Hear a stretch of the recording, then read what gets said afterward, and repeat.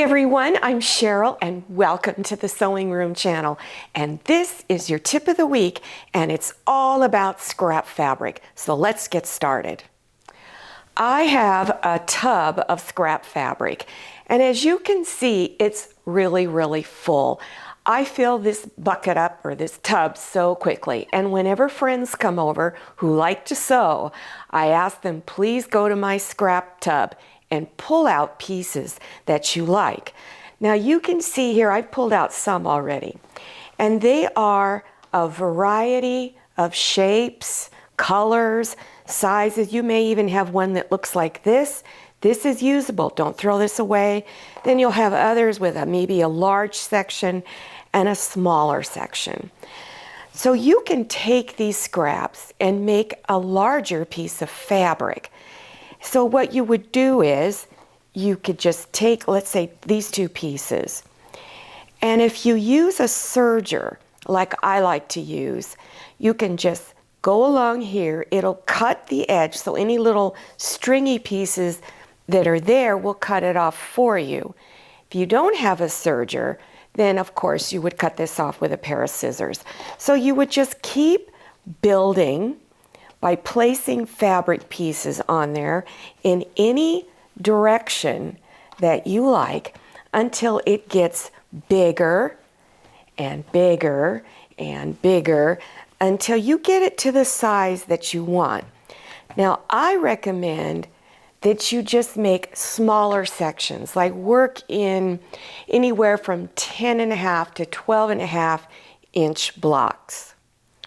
Now I made a green table runner out of my scraps because I use a lot of green in my projects. So I pulled out as much of the green that I could find. Anything that had a little bit of green in it, I pulled it out. And I did make this long table runner, and I'll show you what it looks like in a moment. But I didn't want to make one great big long piece. So what I did was make smaller ones and then stitch those smaller ones together. So I wanted my pieces to be at least 12 inches wide. And it didn't matter what the width was this way. As long as it was one side was 12 inches. So, and you can twist and turn these in any direction that you like and then cut it down to the size you want to make it. Since I want it to be 12.5 inches, this is a 12.5 inch square ruler. Remember, if you want to get into sewing and quilting, I recommend a 12.5 inch square ruler. And then I'm just going to turn it and finish cutting it to where it's even across on all the edges. In other words, none of the edges are crooked or lopsided in any way. So you would create a bunch of little blocks like this, and then you would stitch them together. So let me show you what my table runner looks like. Now I have a very long dining table because my husband likes to make a lot of food. So we want to make sure that there's room for the food. Not so much people, but the food. And so I wanted it to be primarily green because right now most of the accents in my home are green. And as you can see, there is no rhyme or reason as to which way the little pieces are going.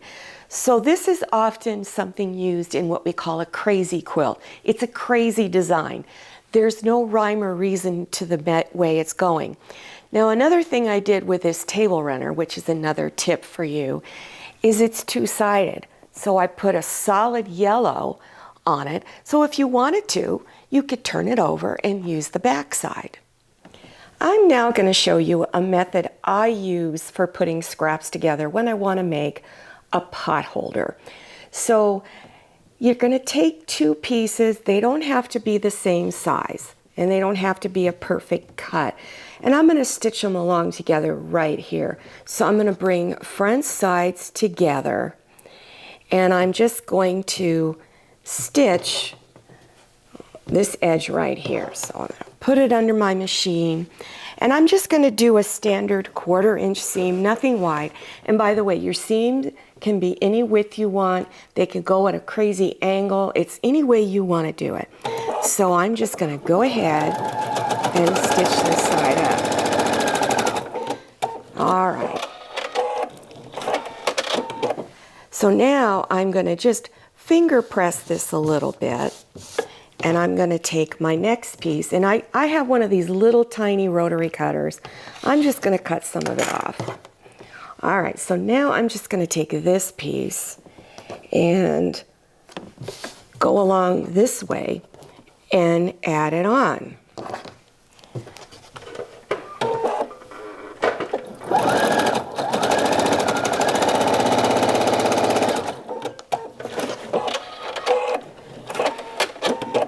Now remember what I said, one cool thing about the serger is it would cut all of this off for you. So now I'm going to trim just a little bit of this off. So using one of these small cutting mats right next to your sewing machine is really helpful. So then just take this off. Now I'm gonna finger press this a little bit. And now you're going to go around and around. So I already did this side. So now I'm going to turn it. And I'm going to go over to this side right over here. And I'm going to take, I think, some of this purple and add it on. Remember, it doesn't need to be a pretty cut. Just take it over there. Your seams don't need to be straight. You can go all wonky if you want to.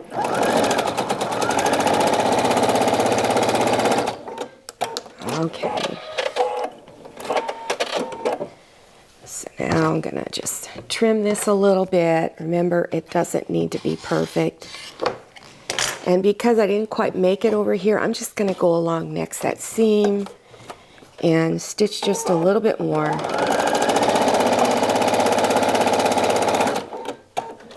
Okay. All right, and then you would trim it a little bit better. So now I'm going to unfold this piece and finger press it. Now I'm going to turn it, and I'm going to keep going in one direction. Now for those of you who do a lot of quilting, you like to do log cabin blocks, then this method seems a little familiar to you. So I'm going to stitch this side down.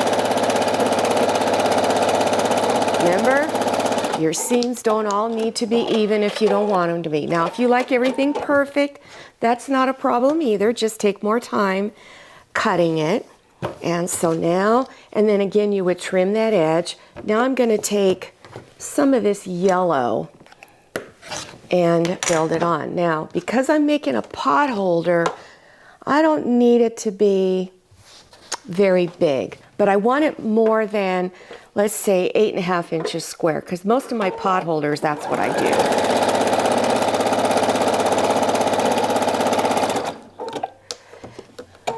And then, of course, you would trim it down. Now, I'm not taking the time to trim it, but I mostly want to show you the pattern.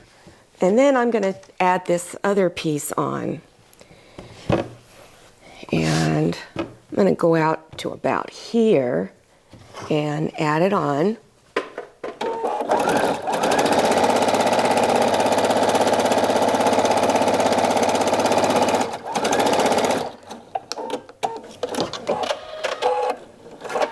Okay, and I'm going to take this last piece of pink, I think. Well, it's not a long enough strip, but what I would do is cut this off. Anything that's sticking out, it doesn't have to be a perfect cut. And you would keep going round and round till you got it to the size you would like. Here's one that I made with a serger. So you can see the edges are really cleaned up really nice. So you save a lot of time when you have a serger, when you're doing projects like this. When you're doing it with a sewing machine, it's a little bit slower process, but it turns out the same. So I'm now going to take this piece and cut it into an 8-inch square because I want to make a pot holder out of it. Now you can turn it a little bit and put it in any direction you want to get your square out of it. But I'm just going to keep it square on like this. You can go way off this way, way over this way, and then go ahead and cut. So I'm going to go ahead, show you how to cut it. I'm going to cut these first two edges first. And then I'm now going to take this corner and bring it over there. So now I've got this. I'm now going to place my 8-inch line here and here on these two edges. So, and this is how you square block. All right, and then you just take it, and then you can take these leftover pieces and put it in another project. Here's a pot holder that I've already completed. Now, isn't this pretty? Just did a very basic pot holder.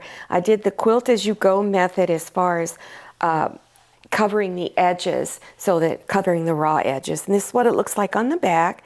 And these make great gifts. And for those of you who like to sew and sell, this is a great way to use up your scrap inventory and earn money on it. I have a lot of scrap pieces left over from jelly roll strips.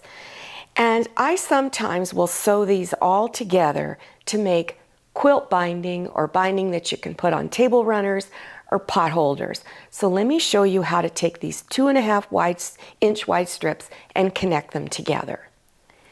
So take 2 of your jelly roll strips, and this is the front side. You're going to bring front sides facing each other so that it looks like this.